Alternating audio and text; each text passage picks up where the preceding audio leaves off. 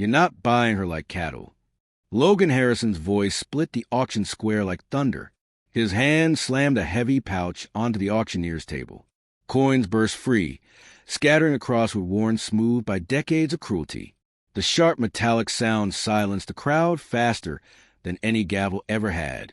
Hannah Williams stood frozen on the auction block. At 55 years old, her body trembled, not from fear, but from disbelief.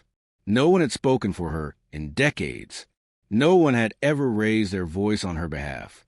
Until now, the whispers had begun before dawn in Riverside, California, 1885.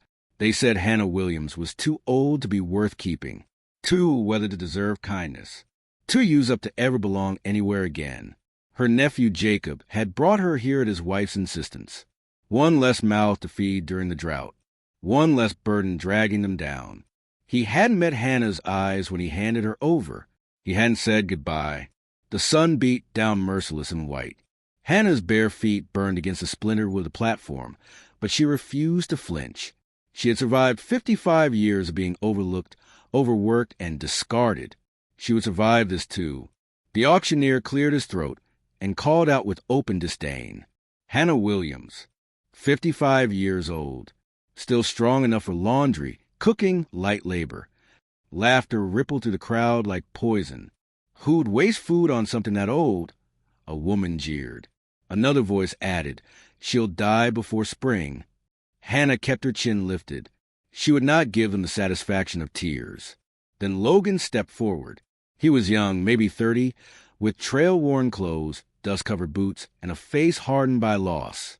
But his storm-gray eyes locked onto Hannah, as if she were the only person still breathing. What did her family get for putting her up here? He demanded. Silence swallowed the square. Even cruelty had its limits of shame. Hannah answered before anyone else could. Her voice was calm. "Steady. 1 bag of flour," she said, "so they wouldn't starve this winter." Logan's jaw tightened. He reached into his coat and pulled out a leather pouch, heavy with coin. "That's 3 months' wages," he said quietly, dangerously. "More than enough to cover whatever debt you think she owes." The crowd gasped. Money like that could feed a family for half a year. Logan turned back to Hannah. For the first time in decades, she saw herself reflected in someone's eyes, not as a burden, but as a human being. "I'm Logan Harrison," he said. "I've got a ranch 15 miles south. I need help. I pay fair wages. But I'm not buying you like livestock." He met her gaze without flinching. "If you come with me, it's because you choose to. If you ever want to leave, I'll take you anywhere you wish and give you enough to start fresh." Hannah's throat tightened. "Why me?" she whispered. Logan's voice softened. "Because everyone else sees you as too old. I see a survivor. And I need someone strong enough to help me keep my ranch from dying." There were no contracts, no chains, only a hand extended an honest offer. After a long moment, Hannah placed her weather hand in his. The Harrison Ranch stretched across golden valleys, land that breathed beneath the California sun. Hannah stood in the doorway of a small guest room, her chest tight with emotion. A real bed, a door with a lock, privacy, dignity. She had not known dignity in years. That first morning, Logan brewed coffee and set out bread and preserves. "Figured we'd need something filling," he said. "Long day ahead." No commands, no cruelty. They worked side by side, checking fences, assessing the barn. Hannah moved with the efficiency of someone who had worked her entire life without complaint. At a collapsed section of fence, Logan warned, "Those posts weigh about 50 pounds. Don't strain yourself." Hannah lifted 2 posts, one on each shoulder, and carried them without breaking stride. Logan stared.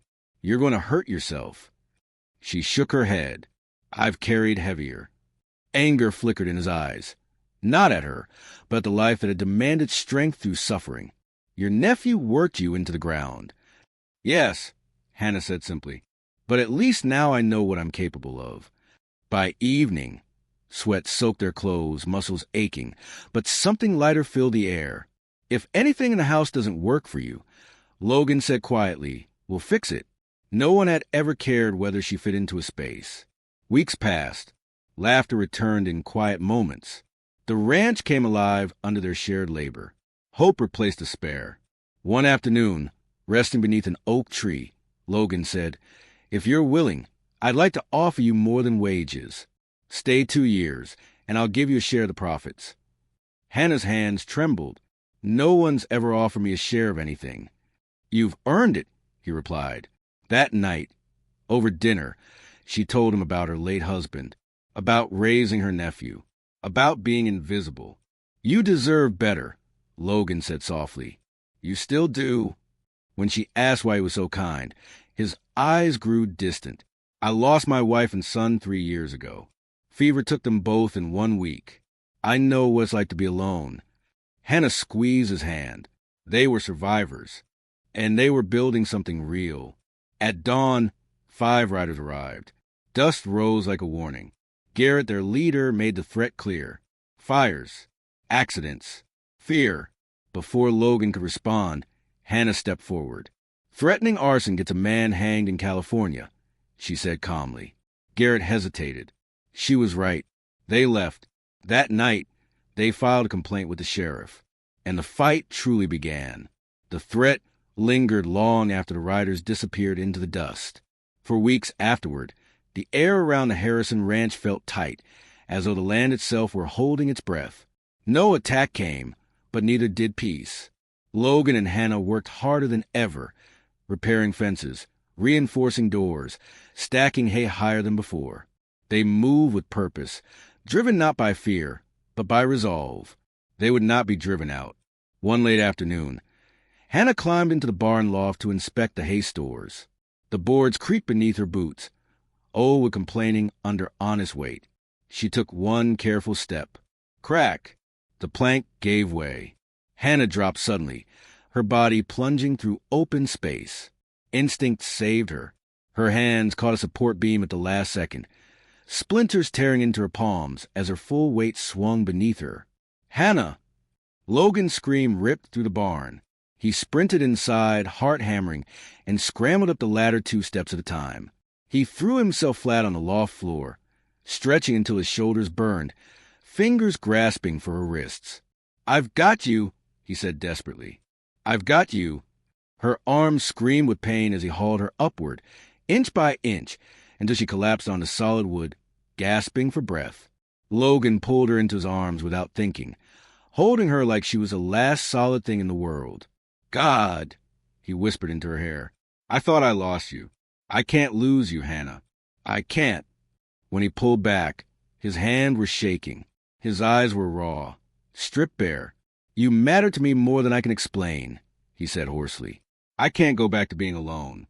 I wouldn't survive it again." He swallowed hard. "You don't have to say anything. I just needed you to know." But Hannah didn't pull away. "You matter to me too, Logan," she said quietly. "More than I ever thought possible." He leaned in slowly, giving her time to turn away. She didn't. Their kiss was gentle at first, trembling with years of restraint, then deepened into something fierce and real. 2 survivors choosing life again. That night, sitting by the fire, Logan spoke without warning. "Marry me." Hannah froze. "I know it's fast," he rushed on, "but I love you. I love your strength, your courage, your loyalty. I love my wife and son, and I always will. But I love you too, and I don't want to spend another day pretending this isn't my home." Tears filled Hannah's eyes. "I never thought anyone would want me," she whispered. "Not at my age. Not after everything." "You're not too old," Logan said fiercely. "You're exactly who I need. Exactly who I want." "Yes," she said, her voice breaking. "Yes, Logan. I'll marry you." Winter came hard that year. One blizzard brought a half-frozen young woman to their door. Her name was Sarah, and she was running from Mr. Thornton. He had tried to force her into servitude by threatening her family. This time, Logan didn't just go to the sheriff. He brought a newspaper reporter. Sarah told her story. Others came forward. Warrants were issued. Thornton's empire collapsed under the weight of its own cruelty.